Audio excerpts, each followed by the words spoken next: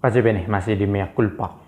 Ada satu berita tentang pastor Rodney Borneo di India yang memutuskan keluar dari pastor untuk menjadi seorang politisi supaya aktif di dunia politik. Maka karena tidak bisa berjalan bersama antara menjadi pastor dan menjadi seorang pelaku politik praktis, pastor ini memilih mengundurkan diri dan kita akan ikuti beritanya. Sebelumnya saya mau katakan para sahabat, ada renungan singkat kita tentang memaknai hidup dengan memandang salib di channel Minorsum. Linknya ada di deskripsi, di komentar yang saya pin. Silahkan ditonton, mana tahu berguna. Oke, kita mau melihat videonya, ulasan tentang Father Rodney Borneo dari Kalkutta, dari Keuskupan Agung Kalkutta, yang memilih untuk bergabung dengan Partai Janata Bharatiya yang beraliran Hindu, partai yang mengusung Perdana Menteri Narendra Modi. Oke, pastor ini memutuskan mengirim surat kepada uskupnya supaya dia dilepaskan dari kewajibannya sebagai seorang imam, supaya dengan leluasa bisa ikut dalam politik praktis untuk menjadi anggota dewan. Saya melihat berita ini sudah diterjemahkan ke dalam bahasa Indonesia, tetapi saya mengambil berita ini langsung dari UK News, Union of Catholic Asian News, salah satu situs berita Katolik di Asia. Father Rodney Borneo of Calcutta ikut serta bergabung dengan Partai Narendra Modi secara resmi pada tanggal 9 Maret dengan mengambil salah satu fungsi sebagai fungsionaris kecil dari partai ini di kota Kolkata, di negara bagian Bengal Barat. Apakah ini negara bagian atau salah satu bagian dengan nama wilayah Bengal Barat. Lalu Uskup Agung Thomas de Souza, Uskup Agung di Kalkutta, mungkin kita pernah mendengar nama Kalkutta, menjadi sangat terkenal di dunia kekristenan, secara khusus di dunia Katolik, dengan kisah dari Mother Teresa of Calcutta yang menjadi pelayan bagi orang miskin, secara khusus orang-orang yang sakit di Kalkutta. Peraih Nobel Perdamaian dan menjadi seorang kudus di dalam gereja. Nah, di sanalah kejadian ini, di mana seorang pastor mengirim surat kepada uskup yang menyatakan, saya mau berhenti dari tugas pelayananku sebagai seorang imam. Sekali lagi, dari tugas pelayanannya untuk menjalankan fungsi-fungsinya sebagai imam. Pengunduran diri. Para sahabat, sakramen imamat tidak lepas dari pribadi penerimanya.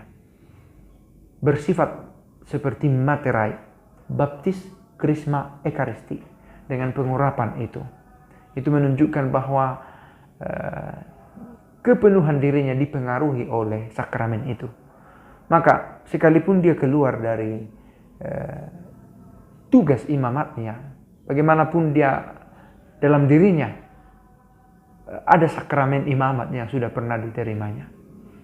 Jadi andai kata ada situasi-situasi urgen, dalam situasi bahaya maut misalnya, ada saja sakramen yang masih bisa dia layangkan, terutama apabila uskup ordinaris atau pastor setempat memberi izin untuk pelaksanaan itu dalam keadaan bahaya maut. Nah, itu bisa kita rinci dalam kesempatan lain. Tetapi ini mau mengatakan bahwa memang politik praktis dan kepemimpinan, pelayanan di dalam gereja tidak dapat dilangsungkan secara bersama menurut hukum gereja itu sendiri. Gereja Katolik memiliki banyak pengalaman tentang penggabungan antara politik dengan agama. Dan sedemikian banyak pengalaman itu sampai harus berkata, tidak bisa seorang pastor, seorang tertahbis, seorang biarawan-biarawati terlibat dalam politik praktis. Diupayakan, idealnya demikian. Nah, karena itulah harus didahului oleh surat pengunduran diri. Saya pikir begitulah cara gereja merawat dirinya, merawat umat yang ada di dalamnya, dan keseluruhan dirinya supaya tetap terarah kepada yang ilahi. Memang bahwa gereja itu serentak karya Allah, juga karya manusia. Dan sebagai karya manusia tidak terlepas dari banyak kekurangan. Kemarin saya membuat video tentang Kardinal Robert Kardinal Sarah yang menyatakan saya tidak bermusuhan dengan Paus. Lalu ada komentator yang sepertinya mengikuti kisah-kisah tentang Monsignor Pak Kardinal ini. Oh, jangan terlalu dangkal, ketahuilah latar belakangnya, apa sebenarnya yang terjadi. Sejauh saya tahu sedikit soal upaya gereja untuk menjaga otentisitasnya sebagai gereja, sebagai yang merawat kerajaan Allah di muka bumi. Divine worship, ibadah suci kita bagaimana kita mencoba membina hubungan dengan agama lain. Ada yang saya pikir dengan gampang terhasut, ada yang saya pikir terlalu jauh berpikir yang global, tetapi hal-hal yang sangat dekat dengan dirinya, dengan kekatolikan yang paling dekat dengan dirinya, tidak diperhatikan. Ingin mengubah atau ingin terlibat dalam perubahan gereja secara universal, tetapi apa pengaruh gereja itu secara nyata bagi personanya, tidak begitu diperhatikan. Tapi itu masalah personal. Tetapi yang terutama adalah bahwa gereja tetap ingin menjadi gereja yang membawa kerajaan Allah dan tetap berziarah di muka bumi ini. Kalau kamu mau mencari Allah, jangan pergi ke tempat yang tinggi, sebab aku ada di bawah. Begitu refleksi John Henry Newman ketika berbicara tentang di mana Allah itu. Gereja memang harus berlumpur karena Allah ada di antara umat ciptaannya. Ada orang yang berusaha setahunya merawat kebaikan gereja dengan lebih ketat dalam tradisi-tradisinya dan lebih ketat dalam ritus-ritusnya. Saya pikir itu salah satu cara. Tetapi let's be honest, marilah kita jujur bahwa gereja harus sungguh berada di tengah umat, menyapa umat dalam situasi aktualnya. Nah, saya pikir, apa yang dilakukan oleh Pastor Rodney Borneo adalah salah satu cara. Tetapi apakah memang untuk terjun ke dunia politik praktis adalah cara terbaik? Kecuali, kita berbicara tentang panggilan hidup. Bukan hal baru yang dilakukan Pastor Rodney Borneo. Seorang Monsignor dari kongregasi SPD pernah menjadi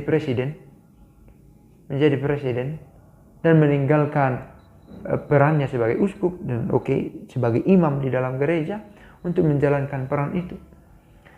Nah, masing-masing punya panggilan, tetapi saya pikir itu adalah salah satu dari sekian banyak cara untuk menunjukkan bahwa gereja tetap terlibat dalam perkembangan dalam peziarahan hidup manusia.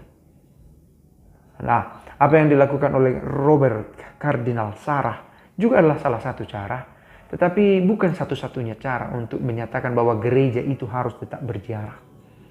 Apa yang dilakukan oleh Paus Fransiskus yang sudah mulai dijajaki oleh Konsili Vatikan II adalah cara yang lain untuk membawa Kristus itu berkomunikasi, tetap Allah berkomunikasi dengan manusia di mana gereja berada.